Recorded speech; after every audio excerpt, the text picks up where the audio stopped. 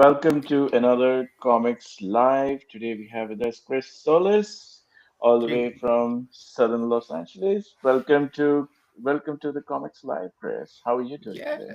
it's good to be back. Really good. Battling through the Kickstarter like always, but happy to be out here talking comics with everybody. That is true. That is true. We have a new book this time, The Order of Nun-Ya. Tell us a bit about The Order of Nun-Ya to start with. Yeah, no Um, worries. This is a really sci-fi inspired. If you've ever read 2000 AD or a lot of the anthology kind of old sci-fi books, EC comics, this takes a lot of vein from that, but kind of transports it into almost the world of Sailor Moon. It's a very sisterhood driven comic that comes from being launched so far in the future that the history of mankind is kind of gone. Nobody has a real strong tie to Earth. Nobody has any kind of real history remnants except for this group has one specific piece, which is a photo, a picture of the 1937 Vatican rifle team. So it's an wow. actual historical piece that if you look it up, it's Getty Images, and we have a nice Minerva Fox, our artist, drew a rendition of it to just give the inspiration to everybody. But it's just a picture of nuns that held rifles and looks really badass when you first see Yeah, it, and just the idea that scared people in space. Building mythologies off of whatever remnants they could find, just the same way we kind of made gods out of thunder and lightning and stuff that we see. It was this one piece that they had to their past they could build that these warriors they thought, nuns, because they're all in uniform, holding yeah, rifles, ready, looking like they're ready to defend somebody. It just kind of grew from there that they would take on the aspects of the heroes they wanted to embody. And so yeah. that they grew this little group of fighters, little rebels, and they started saving people, as many people as they can, all races, all kinds, all different denominations. Just if they're getting taken advantage of, they want some kind of retribution. They want to really help people. Yeah. So in that we're now in space, we're in the future. They have really awesome weapons. They are fighting to save these little blob children in this first little orchestra story. We have different nuns. We have about 9 of them so far. It's going to go really fun. It's just a lot of sci-fi pulp with a lot of bonding experiences that will draw all these women together and really give them focus later on. These opening chapters are just to show where they're at and how they kick butt and how they really take on the galaxy as the little group that they Uh, are. as they say, in a galaxy far, far away. But this is a very interesting hook, so to speak. For a comic book. Yeah, that's nice. Thank you. Yeah, it's one of those ideas that kind of popped off in me, but then grew and stayed with me so much that it's just now I love the characters so in deep in the universe that it's like I want to see it fulfilled. I want to see it grow. Can't wait to show everybody like all the little hidden things that are going to come out of this. But it's just a ton of fun. It's all sci-fi adventures. There's tons of different planets to explore, different genres, different themes to go through. But the nuns will be there to just kind of kick butt, save who they Wow, can. that's amazing. That's amazing. So, tell us a bit about yourself. Like for all the new viewers joining in today. Tell us a bit of your background, how you got into comics, and got Yeah, into writing comics in the first place. yeah. So if you didn't catch that, I am Chris Solis. I have written independently published comics. I've been in part of anthologies. I was in Scott Snyder's Substack class. Is how I really got into the groove of making comics, which got me into the Tales of the Cloakroom anthologies. Before that, even though like I was raised on comics, my father and his brother had huge collections of Spider-Man, especially, but just raised on it, raised in Batman, the old 60s Batman and watching those on video recorded that my uncle had. It was just everywhere that I was. And having like the 1992 Topps cards was my first deep dive into comics with DC's. Like, I love learning that mythology.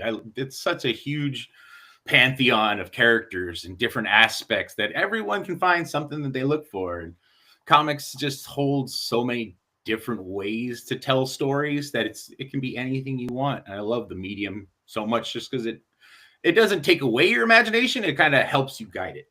I Yeah. love the idea that stuff in the gutters happen because you make it happen.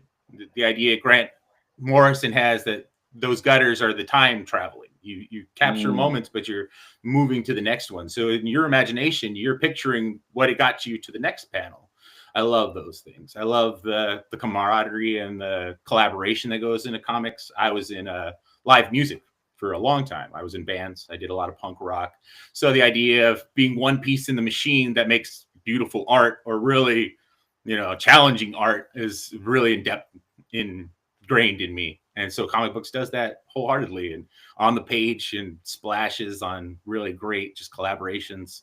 You get lettering, you get color, you get art all coming out of technically a writer's head, but focused through so many different eyes and so many different hands that it becomes like a masterpiece just watching it come together. It's yeah. beautiful. So I did A Flag to Fly, which is my fantasy YA. I came and talked to you guys before about it. It was really fun. I don't know, it's my first time starting off in comics, so I like the idea of giving homages to the things that I was raised with. So like early Sword in the Stone was A Flag to Fly, but this is my really good, like, I don't know, I grew up Power Rangers, Sailor Moon. I love Sailor Mm, Moon as much as it's kind mm, of hidden away from guys to talk about. I don't know. It gave me the introspection to think about what girls were into. So I love that. It was really mm. fun. That it was an anime. It was something Yeah. interesting to not watch Goku power up for 3 episodes, but it's something pretty and dance around. Realize that's something great too. Yeah. This is Yeah. just, I don't know. It's a world where we need more women heroes. We need people to see that. Like I grew up around Xena, around Sailor Moon, around Eon Flux. Like I know what strong women do for the Yeah. world. I love seeing them more represented. I have my whole team, all females, kind of supporting me and guiding me. It's a really great adventure, and been trying to just make comics, sequential art. It's a beautiful thing if you get stories told in this way, and it's more fun just to keep making them. That is so fantastic. It's such a great thought as well. I feel like we need more of that. There's just not enough of these stories being told, especially that focus really strong, like, really strong women as well. So, Full-rounded women too, like we're always used to that little caveat of "come save me, princesses," or the really quick right-handed lancer woman that's just Vegeta in a skirt, something just ready to talk back. But full-rounded people that are like have problems that they've dealt with, traumas that they're still dealing with. These things are touched on a lot in our characters and a lot of growing that they have to do. So it's good to yeah. see. Yeah, I think that's something I've seen very like done better in indie comics, especially because I think a lot of writers go out of their way, especially to give women like full formed characterization and like give them like a proper dimension rather than making them one dimensional characters. On the other hand, we also have a whole trend of comic books objectifying women just to get the Kickstarters funded.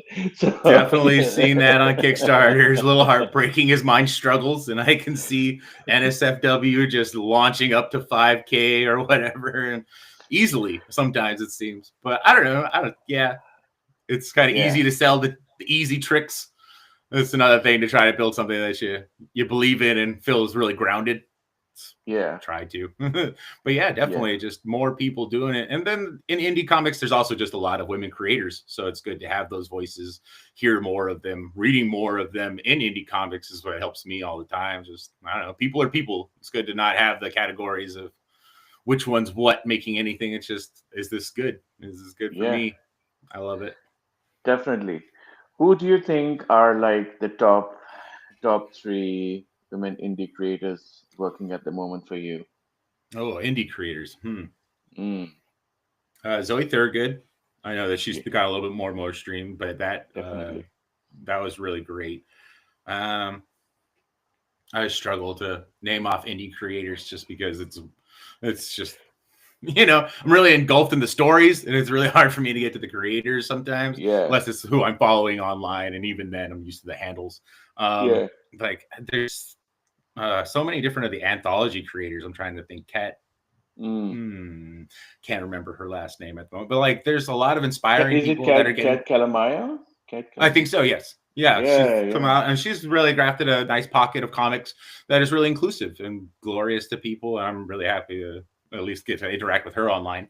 But still, it's like it's inspiring. There's a lot of people coming together. It's yeah. always great to see. Oh, she's a Kickstarter juggernaut. I mean, Yeah,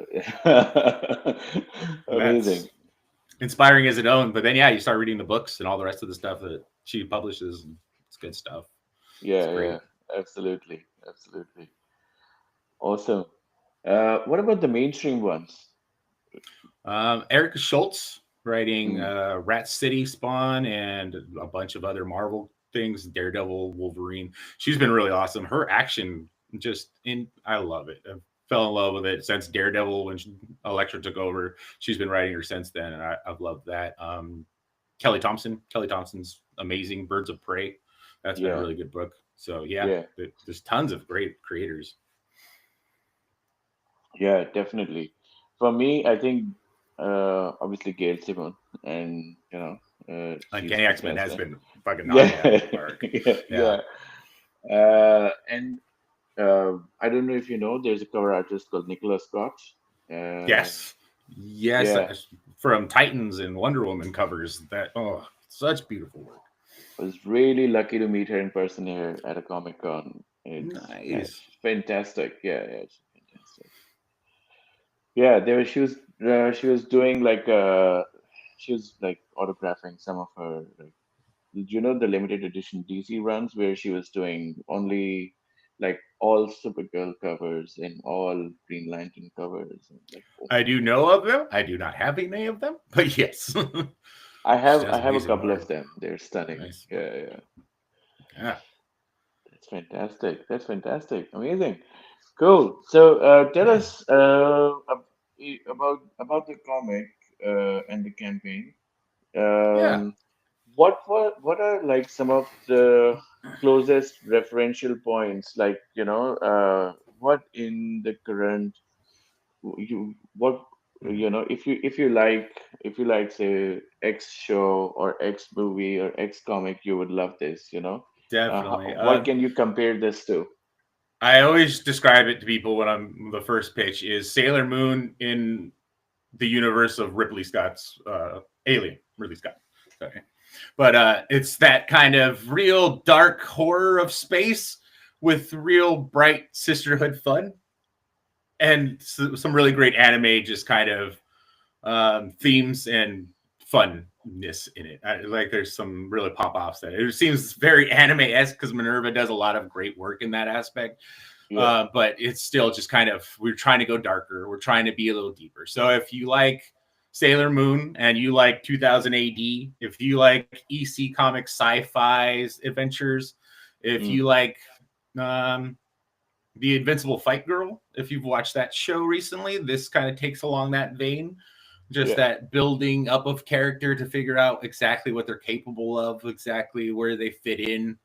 A lot of that will be played out through some of these characters, and it's just really fun to watch them beef up and grow in and tear shit up in a world that's just trying to take advantage of people.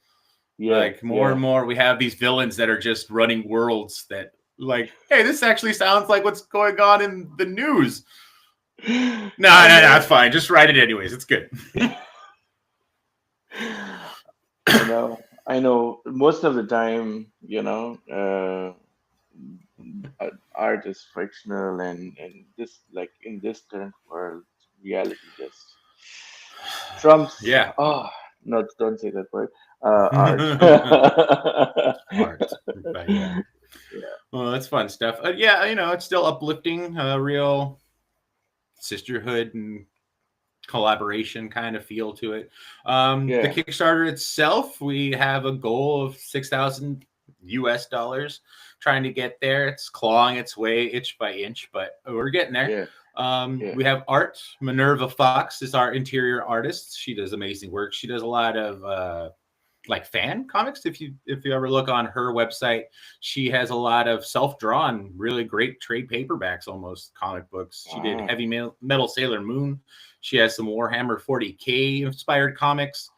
She does a lot of just great art. She does a Twitch stream, I think, twice a week now. She just loves drawing, loves being yeah, around people that love art and comic books. So it was really great to find her after reading Heavy Metal Sailor Moon, and yeah. then just talking it up to get her on this project. And more and more that's there.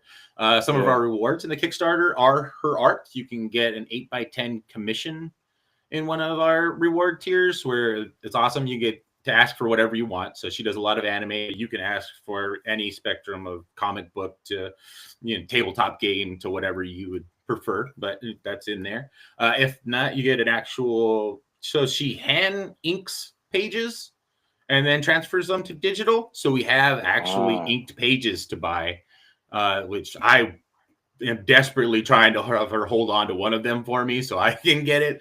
But that's the goal there. But that's her two art tiers, and those I'm really excited to see what happens out of those. Then yeah, we have I love supporting indie comics. So we have yeah. a editors tier, which we've kind of dialed it back. It used to be for scripts, but now it's just for pitches, because we know a lot of Mm, people just want their pitches kind of to shine, if they're talking to an artist or they're actually going to publishers and having it shine the best that they possibly can. It's worth having an editor. And if you guys haven't worked with editors, I strongly suggest it, because they're not there to make it palatable for anybody. They're there to make it shine for you. They want what you're trying to get through to come through. So in that, we have the comic pitch editing tier, which is Aubrey Lynn Jepson, my editor, who I met through Scott Snyder's Substack class, and has been working her butt off all throughout comics. She does so much. She just finished. Well, she's in the middle of fulfilling Kickstarter's Unseen Unheard anthology, which is disabled and what is it? Mentally challenged? No, oh, it's okay. Divergent. There you go. Mental Divergency Right. comics, and creators Neurodivergent. that created those. Yeah, Yeah, that's the fantastic. word. And yeah, she will give you 2 rounds of pitch editing. So essentially, you give her the pitch, she'll go over it once, give you notes, then you refine it, come back, and she'll either tell you yes, that's perfect, or give you another round of notes to go through. And if she decides that that's a project that she wants to continue working on, that's up to her. And you guys can talk about that on the far end. But in that, like, you're able to get something that's really polished, really ready for anybody to look at. She'll give you what you should be adding to it in art form, or if it's too much in art form, sometimes that's something that people do. They'll overpack pitches with things that they just want people to see more than what they Yeah, need to see. So yeah, it's a delicate balance, really, and it's really great to have that outside eye. And she does amazing work for everything that I've ever talked to her about, and really refines it for me, since I know she works with like Ari Gross and other people that came from our Substack class, and she's a great editor. yeah. So I would highly suggest anybody who's thinking about going into comics or pitching their own comic to even just their artist to go through that. It's really worth it. It's good stuff. That's fantastic. Um, Other Yeah, than that, we have you stuff like will. stickers. What? Sorry. Go ahead. Oh, no. I was just saying, like, to your point, like, for having an editor, like, uh, it's just, as a writer myself as well, I really get self-indulgent when writing some of these stories. A lot. A lot. And it's good to have just somebody say, hey, this is rambling. Or hey, Yeah. this is just a bit much for right now. You can stretch this out later. Yeah, Those things are really exactly. great notes. And exactly, like, just feeding into your specific things. Like, they're reading the story and they're wanting it to shine more than just like, Exactly. oh, I want it to be what I want it. Or, people think of Jim Shooter and stuff like that, of like the guy who made all of Marvel sound like Jim Shooter. It's like, that's not what Yeah, they're trying to do. It's really dedicated to you and yes, your exactly. voice that they're trying to get heard. Because sometimes that gets lost in a lot of your ideas and you're just rambling on. It's good stuff. Very But true. yeah, editors, Awesome. I know they're the unsung heroes, just like, color flattists and people that aren't really mentioned in the credits firsthand. But once you dive into it and you realize how many people are making comics together, it's really important to know exactly what they do. And editors are the directors. They're the ones who know what every person does. Yeah. They can help you find somebody if they think somebody's missing. They can help you rearrange a page if they think the layout's wrong. They all of that, and Yeah. I give them credit. It's amazing. Perfect. Um, Yeah. Keep going on the rewards. Yeah. That's you great. got it. Right there, you've pulled up the retail order reward, which we love because LCSs are the home away from homes, the great places where we go to talk all the mythologies that we've engulfed for the day or week. And so we love supporting them, and we love to give them a chance to get 5 comics, a signed comic, and then the rest of our package. So that'll be in that retail things. In the package, we do have a bookmark with the art of our cover art by Jeff Chang. Jeff Chang is our cover artist. Then we also have 2 chibi stickers made by Instagram artists. Chargans is the handle if you look it up, but if the actual tag is steamed yams, which always just makes me laugh thinking of The Simpsons and steamed hams. It's good stuff. Nice. But those chibi stickers are super cute. Orchestra, Yeah. just fun stuff. Those we also have tiers of our rewards where you can get everything included physically: the bookmark, the stickers, the page. Sorry, the book, the comic book. So that's Mm. fun stuff. And we have the ability to be drawn into some of the next rounds of comics. Those people always love that stuff. You get a personalized, basically commission of your character, and then also get to see yourself interacting in the world of the Nun-Ya in our next Yeah. round. We have another 3 stories coming out in the next one that we're going to do. So it's going to be good stuff. Nice. I think these rewards are getting more and more popular now. Uh, Maybe like in the last couple of years, I think I think they have. so. People really Yeah. love seeing themselves as just cartoons in general, but then to see them actually like pop up in the story and stuff, I love seeing that. It's real fun. Yeah. Yeah. That's very true. Do you like as a writer? Uh, do you have to plan the story or some scenes such that you can place people in them? Usually, for the ones that I've offered so far, it's always going to be like there's always group scenes that I have already had kind of plotted out. So it's like, oh, this is perfect. I need faces to fill in a crowd. Here we go.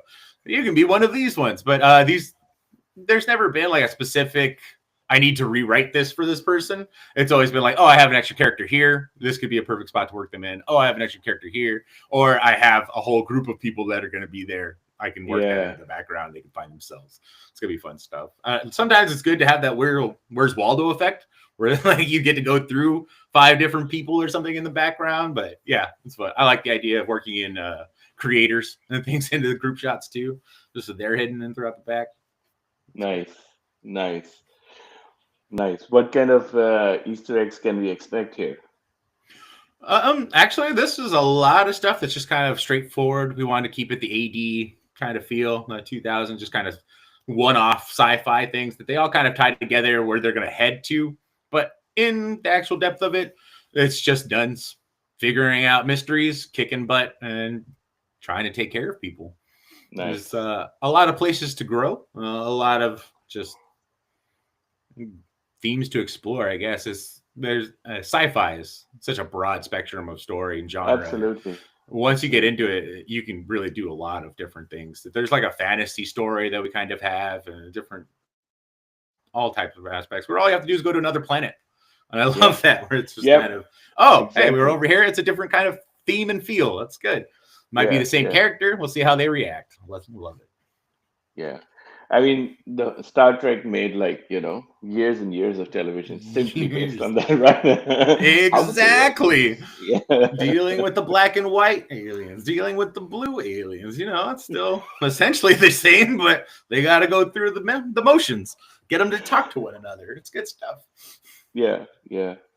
No, I think I have to compliment Minerva's art because I like some of the detail in these panels is just astounding. Like especially if you see the scene, like this scene is just so Yeah, beautifully drawn and the pencils are so detailed.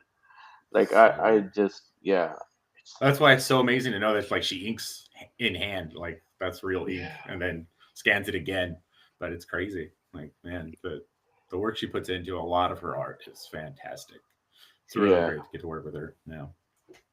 I know a few artists who keep who still do that. Obviously, Richard Fairgray. I don't know if you know him. Yeah, He's I do based in know. LA as Yeah, well. Yeah. So he basically uses light a light like a you know like light those glass boxes. top things, a light box. Mm-hmm. Yeah. So he uses a light box to draw, and then he physically scans his comic book. So if you Yeah. buy one of his books, they're all light, Yeah. Um, I just love the and aspect that there's actual pieces of art, like the legitimate pages that you can see and collect later on. I think that's some of the yeah, greatest things you get. yeah. And I love this guy from Saskatchewan. His name is I just had his name, Ray Lolliker. And he basically hand paints all his comic covers, so they are like actual paintings, but it's a comic book Beautiful. cover. It's so Yes. stunning. Some of like those yeah, comic book covers are just It's fantastic. glorious to see those things. Just like old Frank Frazetta or even what's the deal? Yeah, New yeah, Kingdom or Kingdom Come. Alex Ross. That's what I was thinking of.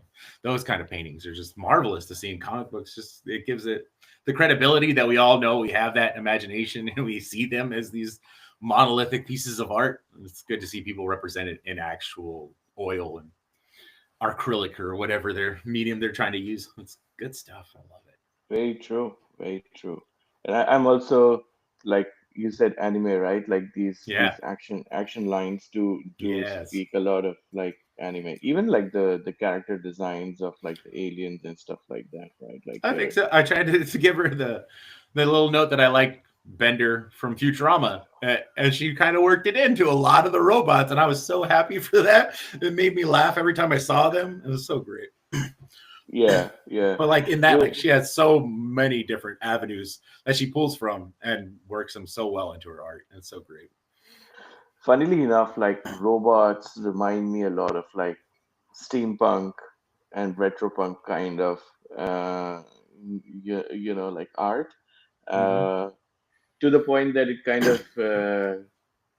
kind of reminds me a bit, not exactly, but a bit of in the feel of what was that movie? Not the movie, and the movie has a comic book as well, Sky Captain and the World of Tomorrow. Oh Uh, yeah, yeah. I yeah, definitely can see that. yeah. There's a bit of feel of that, and like it's I don't know, it's one of my favorite like uh, I know it gets really bad rep for bad CG because it was one of the first movies fully shot on CG. GG. Yeah. And you know how CG is, right? It gets dated pretty Oh quickly. So, yeah. it's But still still, like yeah. you have to respect it for the bets it took, like back in the day, and like Yeah. it just I mean, thinking about that, like stuff like RoboCop, like some of those designs were amazing for what claymation and stop motion being worked into, not even green screen. It was really like inspiring to think of what they did with what they had, but just yeah, making things work. It's kind of really inspiring just as a creator and just whatever you have in front of you, MacGyver the fuck out of it until you got it working. And sometimes it's great stuff that comes out of those things. But I yeah, love seeing all those old vintage kind of feels. yeah.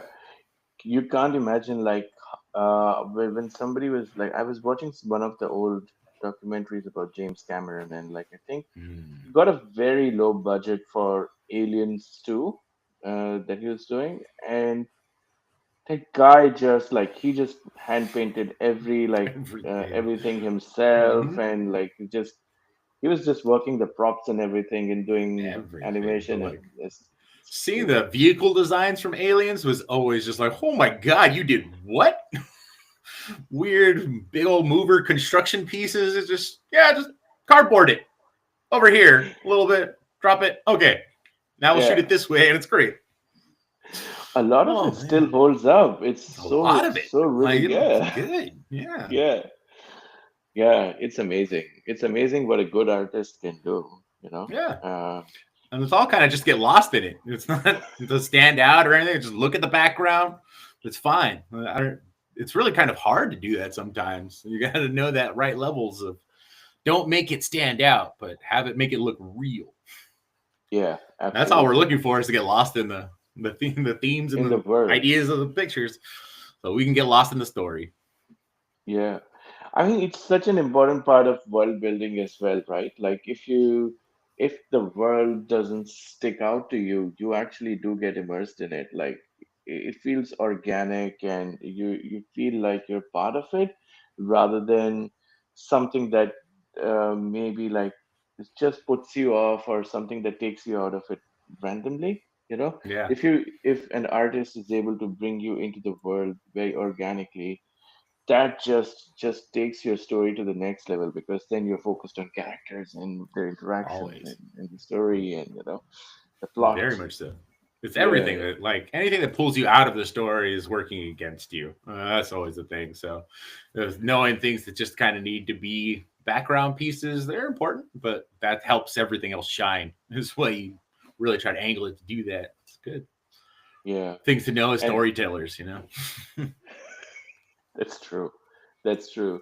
And that's probably what a good editor can do as well, right? Like they can Definitely. come in, yeah, come in Hey, and this is tell. really popping out. You're really trying to show this girl in the background a little too much. Just dial it back a little bit. It's a really good note. Sometimes you don't need, unless of course Yeah. it's Total Recall and you have the you got to have that girl stand out. So that's Yep. And fine. we're referencing all the Paul Verhoeven movies here, like he was not a master of subtlety. He isn't No, a master of no. subtlety at all. But that's probably his strength. Like his strength Yeah, was like, yeah, shoving some everything people in your need that face. too. That's what I always think. There's always the other end of the spectrum of some people that don't want the nuances and tiny little details. They just want things to blow up in front of them, and that's fine. Let's give them some of that too. We'll make Transformers. It's cool. But like the thing I loved about Paul Verhoeven was that like or is like he's still working, Yeah, is that like he just like pulls out all the stops and goes all in. Like he commits to it. Like commits to it. if you do it half-heartedly, you'll just come off as pretentious or it'll not work. But he just pulls out all the stops. He just goes Yeah, all in and like, yeah, let's like make it push it. completely over the top. Yep. Put that weird little claymation thing where something's gonna explode right now. Let's do it. Bubbles and stuff that blew up out of people are always just the creepiest fucking things. They're so good.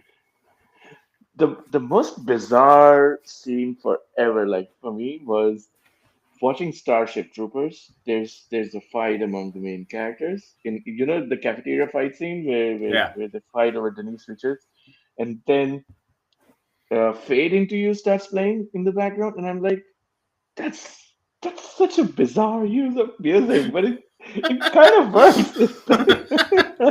yep. Just you had an idea. Just go Yeah, with it. It's awesome.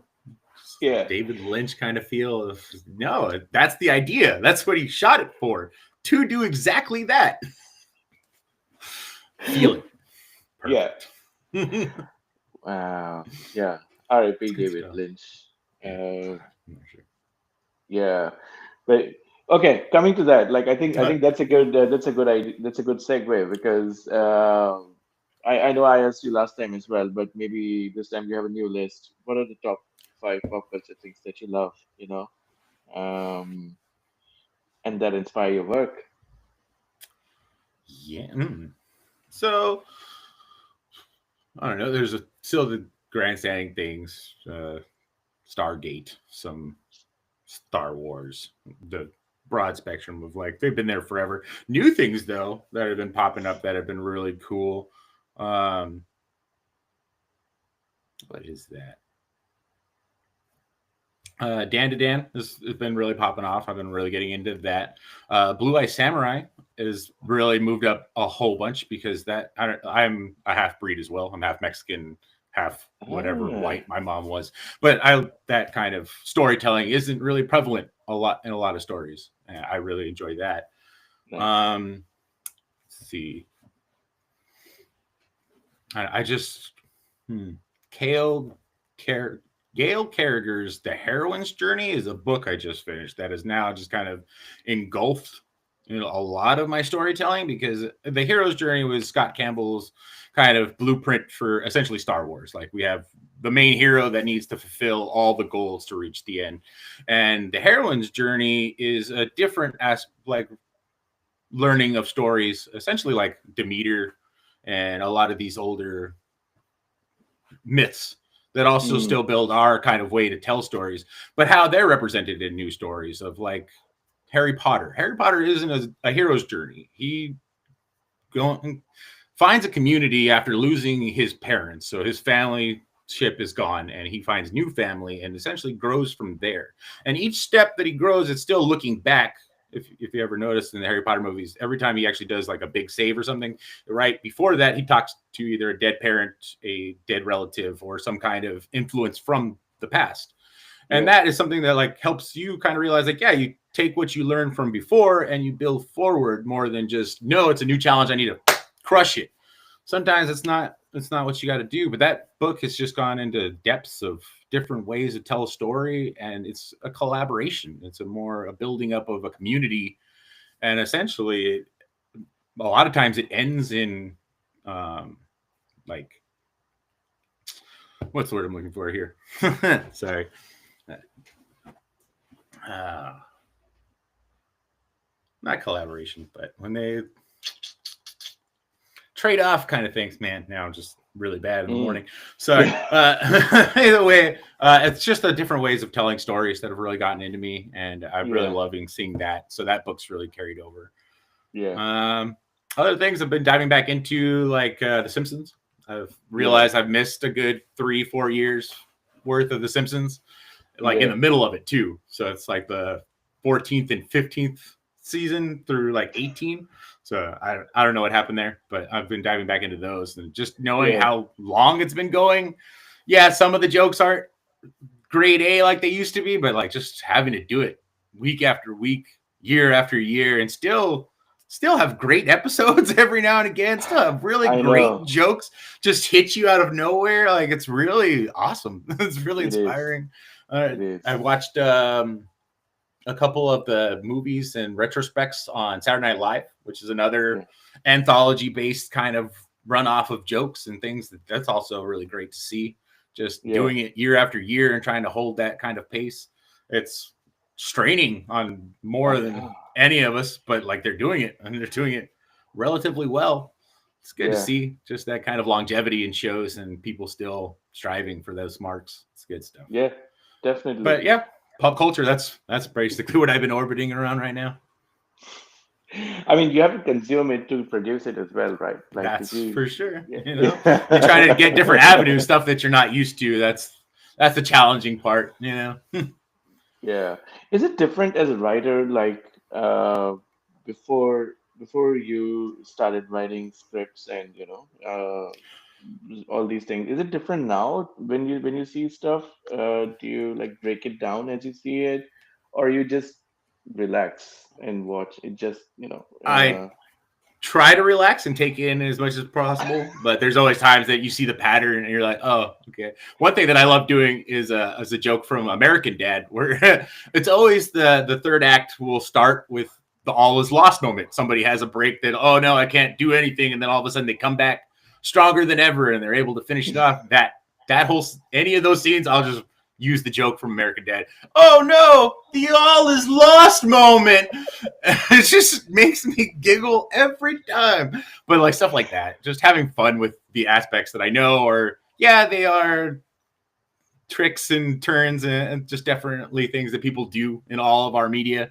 But in that, like if you see it done well, you mark that yeah, down. But I don't know that I focus on it or things like I do music production, so I go into concerts a lot and I'll look around at lighting and I'll notice where they lay things out and I'll be like, I try not to do that in story. I try not to do that while consuming a movie that I was excited to see. I try to go in with as little knowledge a lot of times as possible until after I yeah, see things, so I get the idea of what they were going for before learning what people asked them what they were going for. Stuff. It's just fun. I don't know. Go in for it for fun. that is true. I think for me, like I was trying to work on it. Oh, are you back? Yeah, we're back. Yeah. Uh, for a while I was really interested in writing screenplays, and all I would do was just, there's a public archive of screenplays called IMSDB. Yeah, Yeah. I was just like browsing every screenplay on IMSDB, just spending like 2 or 3 hours every day reading how they would fit into like three act structure, break it down, and things like that. And for a while, like watching movies was such a pain because I would just like, oh, hang on, why have they done this like this? Yeah. Yeah. That is like So once you learn all the rules, you realize how to break them effectively. And a lot of times you see things that are like, no, that doesn't technically follow. Sometimes it works really well, but you gotta, I don't know. I have to step back. I can't just be lost in it while I'm watching yeah, stuff because that just takes away so much of it. It's just like I need to just be in it. I can yeah, pick it apart some other time or when I'm talking to people about it, but the first time watching through a lot of things, I'll just dive in, yeah. try to get lost. So you've been properly trained with like Scott Snyder's class and everything. And what would you tell your like upcoming and fellow creators who want to start in comic books, and start writing in general, like uh, shorter form stories or longer form stories, or even like visual stories like comic books or movies? Um, What would be your advice to anyone who's starting off now? yeah, two major points are don't be afraid to start where you're at. A lot of people think that they need to be some level of something to keep going. I don't know. Like I wrote songs before I didn't write stories. I came out of nowhere. I just knew that I was good at writing words. So just starting where you're at, building from there is really important. The other thing is collaboration is key in a lot of these things. Like, yeah, there are Frank Millers, there are people that can build a comic book from end to finish all by themselves, no problem. But that takes a lot of practice. That takes a lot of doing and struggling with editors. So in that, like, you're probably not going to start there. So, like, reading groups, just meetup times of people all working on their independent stuff has really helped. It's just while you're sitting around typing something up while somebody else is drawing a completely different comic, because I know it's not always possible for you guys to be working on stuff together. That's okay too. If you do have the friends that are there and want to draw your book for while you're writing it, sit there and talk about it. Sit there and talk it all out. It's really important just to have that kind of sound wall. At least then you get to hear the ideas and then you get to understand, like, oh, you know what? Actually, now that I say that out loud, maybe I don't want to do that. Maybe I want to do something else. Things like that happen a lot. And it's good because like you get excited about ideas, but the more that you sound them off, the more they stick. That's when you know you have a good idea. The Nice. more they hang on to you, the more you hang on to them. It's kind of like you just desperately wanting to do that. But when you can just rattle off ideas and still come back to the old one, that's a good one. That's one that you want to build. When you have somebody that gets really excited about an idea that you thought was a throwaway idea, that's a really good idea. Things like That's that you need. fantastic. So group meetups, those are really, really important stuff for especially early creators. Yeah, yeah. Nice. That's great advice, by the way. Thank you for that. And Yeah. I am pretty sure a lot of viewers who are interested in writing might appreciate it. Um, Amazing. We're coming close to time. Before we go, I would love for you to do a quick elevator pitch of the book and the campaign, and just why would people back it if not for the stunning easy comic-esque cover of the book? Yeah. Um, so it's a very sci-fi oriented sisterhood book that struggles with just teamwork. It's a lot of problems with people wanting to be self-fulfilling little pockets of a system that don't know exactly how to work together and kind of come together to make that giant system even more stronger than it is. Sci-fi aspects in each world range from fantasy all the way up to super technological government aspects that they got to infiltrate and try to break down. Different things that pop up are like alligator aliens and cool things like little technobots. We have a lot of variation in our characters from one that's kind of autistic and really awesomely creative to a straight up alien kind of kick-ass muscle-bound woman, and it's a broad spectrum of a lot of different women fighting for the rights of everyone. That's The amazing. campaign, really, it's our another attempt to just kind of get the ball rolling into making comics. We're trying to get a nice little back pocket to make more comics. So everything that's supported here will just go into the next one and keep it rolling on and on. Uh, we do love making comics, and that's really all we're trying to do. So we appreciate everyone who's trying to help us along do that. That's fantastic. By the way, is this a running theme, teamwork in your work? A Flag to Fly had a lot of it. Even this one has. Leadership, teamwork, I think are very important things. So they do kind of graft on. Flag of Fly was a very much a leadership focused Leadership book. one. Yeah, yeah, yeah, Yeah, yeah. no, that one definitely builds the team and still keeps going with trying to learn what it is to lead a team. It's very hard. Just going into management in my own work, it's another thing to realize like, oh, I could fill my whole day with projects and going. Having to think of other people's projects is really frustrating, really hard because they'll come back 5 minutes later, done it. I mean, I gotta think of something else for you to do now. Okay. But yeah, those are really big themes for my work. I really enjoy what's this collaboration. So I know that that's kind of a thing that a lot of people struggle with. I like to see examples of it. I like to see people come together and make it work, even though it is a struggle. So Hmm, definitely going to be a lot of this stuff, a lot of my stories for sure. that's amazing. Now, I think that's great. The book looks fantastic. The art is stunning. I've read the preview. We'll release the preview on Comix.one as well very shortly. It's a free preview. Please read it. Please back the book. Um, it's fantastic. Chris is a Well, great thank you. writer.